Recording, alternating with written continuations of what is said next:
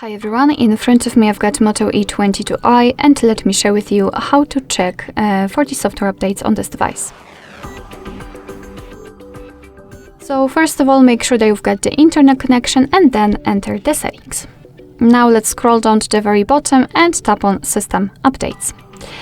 Now let's tap on Check for Updates, and as you can see, your device is right now checking for the updates and you've got two different scenarios which you can meet. The first one is right here, so everything looks good, there's nothing to download and you're up to date.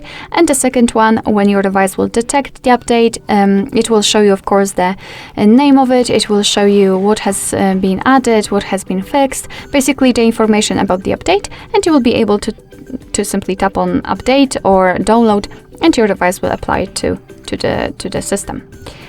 Alright, so that will be all. Thank you so much for watching. I hope that this video was helpful, and if it was, please hit the subscribe button and leave the thumbs up.